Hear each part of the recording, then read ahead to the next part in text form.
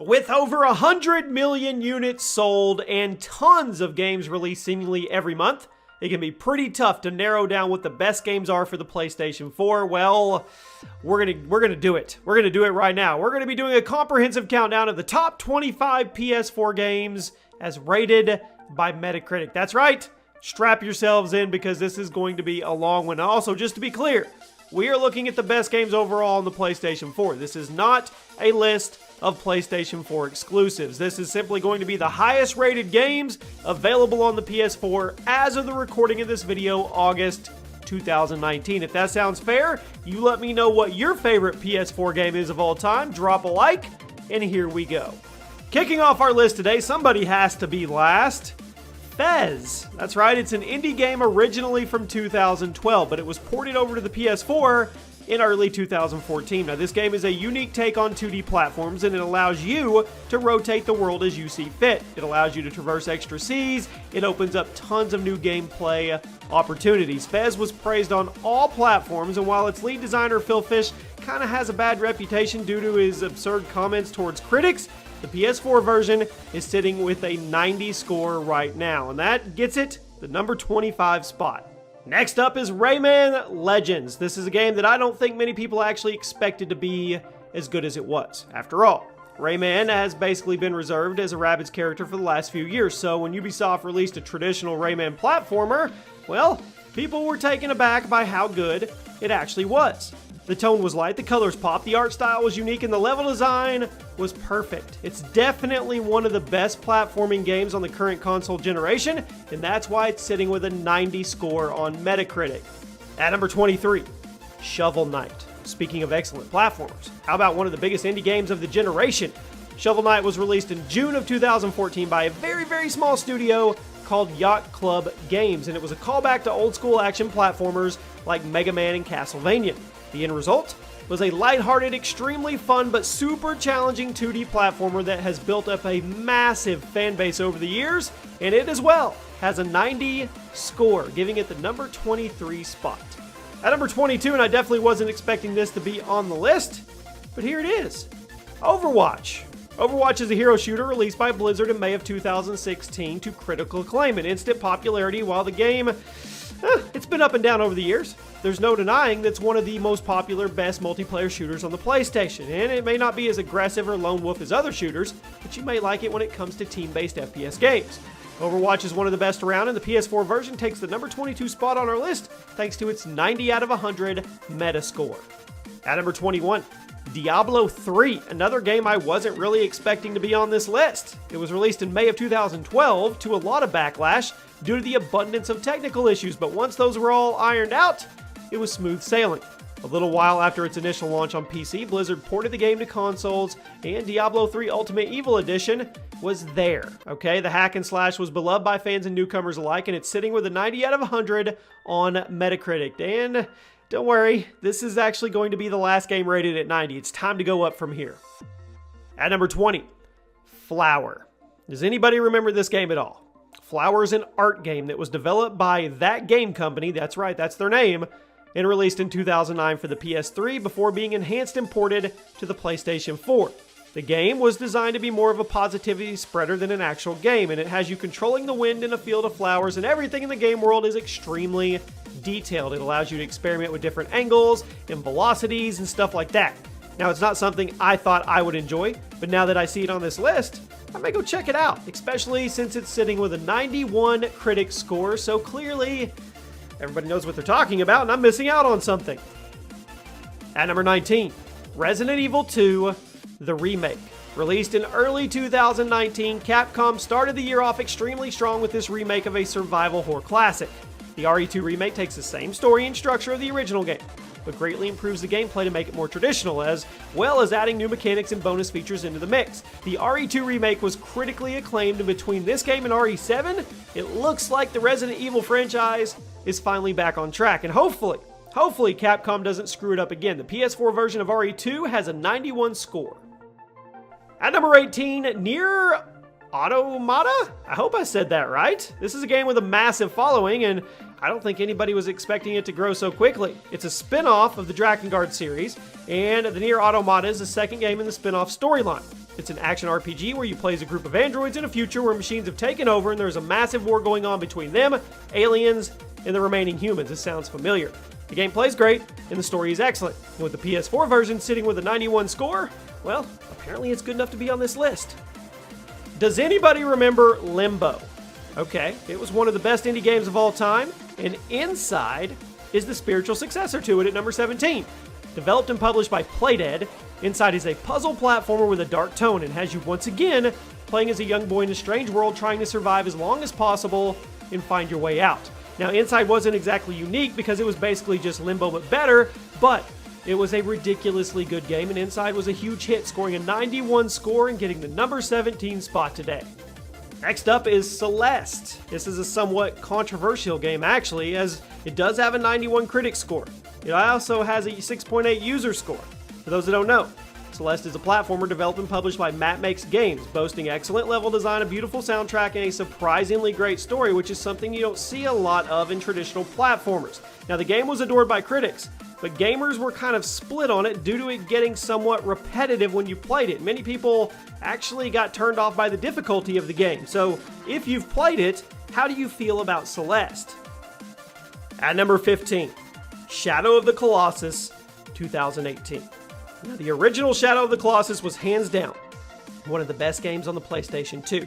So, of course, in the age of remasters and remakes, it got a full remake for the PlayStation 4 in early 2018. That's not to say it's a bad thing. Quite the contrary, because this game is excellent. The controls were slightly reworked, but everything else is just as you remember it, looking even more beautiful than before as you go around this massive world slaying giant monsters in the hope of saving the girl. It can be hard remaking a game as beloved as Shadow of the Colossus, but I think this 2018 version pulled it off, and it has a 91 score. At number 14, we have Final Fantasy XIV Shadowbringers. Now, this is kind of a weird one, because technically, this is a DLC, but it's also a massive DLC that was $40 with more content than most full-fledged games now, so I'm going to put it on the list. Final Fantasy XIV was originally released in September of 2010, and it was reworked and re-released in 2013, then it was ported to the PS4 in 2014. The Shadowbringers expansion was released in July of 2019. It featured a new world, a higher level cap, and a ton of new areas and characters to interact, as well as a raid based on NIER Automata as a cool crossover with a 91 metascore. It's hard not to give this game a shout out, and if you're looking for a good MMO on PS4, look no further. At number 13, we have Divinity Original Sin 2. Now, this RPG was released by Delarian Studios, and it was published by Namco in late 2017 for the PC before being ported to consoles the following year. This game is extremely detailed and complex, even when compared to other RPGs, and that becomes a big part of why people liked it. It's a massive open world to explore, there's tons of customizability, and you can even go at it with friends if you want to stick to it or play it solo. Heck, there's even a PvP mode if you really want to settle some beef with another player. Original Sin 2 has been called one of the greatest RPGs of all time, don't know about that, and the PS4 version is sitting with a 92 score. Now, if you do want to talk about one of the greatest RPGs at all time, at number 12 today, The Witcher 3 Wild Hunt. Often regarded as one of the best games of this generation, one of the best video game stories ever told. It was released in May of 2015 to universal acclaim thanks to its excellent story and its massive open world. And one of the main draws of The Witcher 3 is the immersion, as not only is the world massive and incredibly detailed, but all the side quests feel natural and flow together to make this one giant narrative in the story, as opposed to other RPGs that sometimes give you random fetch quests and they're not connected.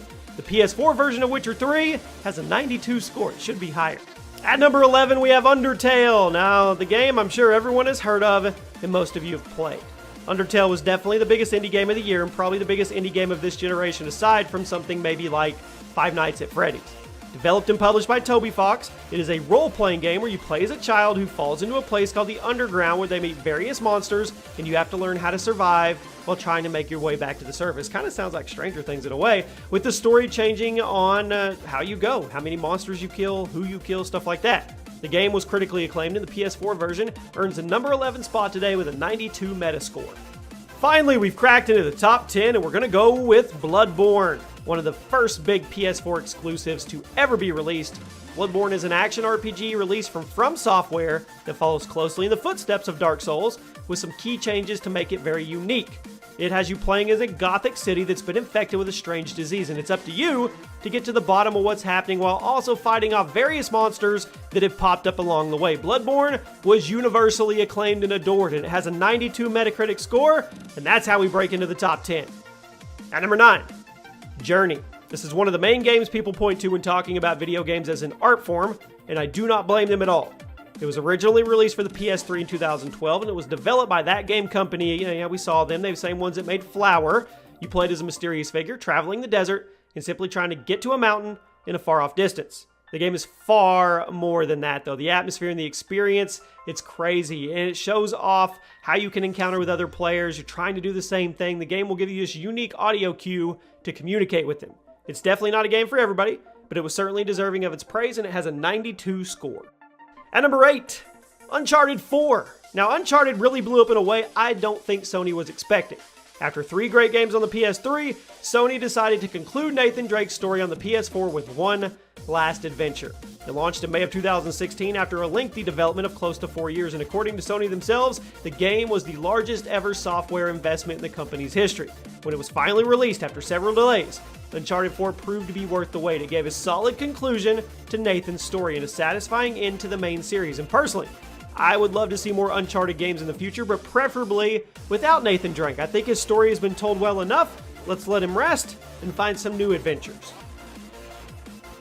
At number 7, Metal Gear Solid 5: The Phantom Pain. And man, Metal Gear has fallen so far since Kojima was booted. This one was released in September of 2015 after a lengthy 7-year wait. Despite being titled as the 5th game, it was actually set 11 years before the original game, which laid the foundation for what's to come and giving the backstory to everything that happens after. The Metal Gear series has never really been one for accurate numbers and titles, and one of the biggest focuses in the gameplay was player choice. It offered tons of ways to approach and complete objectives, making for a game that seemingly everyone had a different experience with. In the world of constant hand-holding in video games, a game like MGS5 is really important to take a look at. It has a score of 93.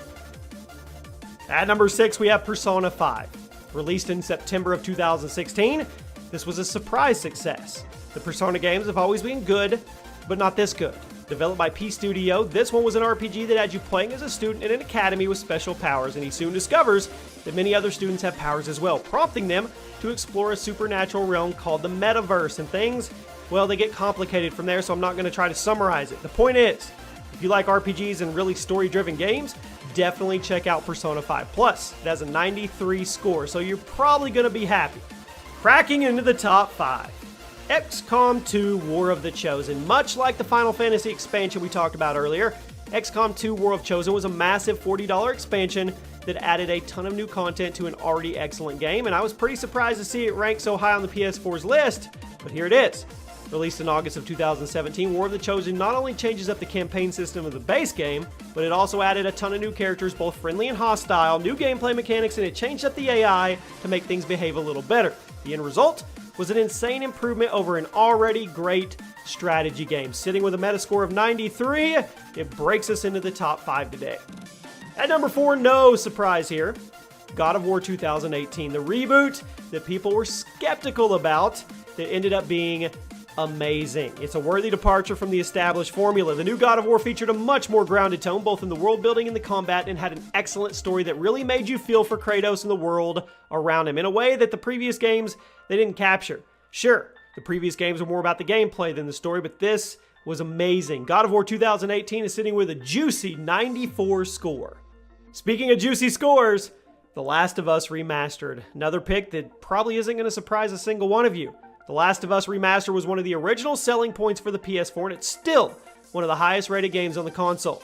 The original was released near the end of PS3's life cycle, and it was excellent, so I think we can all agree there were technical aspects that were held back to its true potential, but that's where the remastered version came in. It improved everything.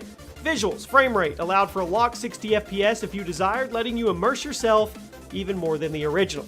The Last of Us Remastered is sitting with an extremely respectable 95. At number 2 today, GTA 5. Now, I was surprised putting this list together because I knew GTA 5 was going to be here, but I didn't think it was going to be number 2. But looking at it now, I kind of agree with it. It's truly the complete package when it comes to an open world video game. You have an excellent single player offering with some of the best writing a video game has ever had. You have a massive open world with tons of potential both in mini games and just in making your own fun.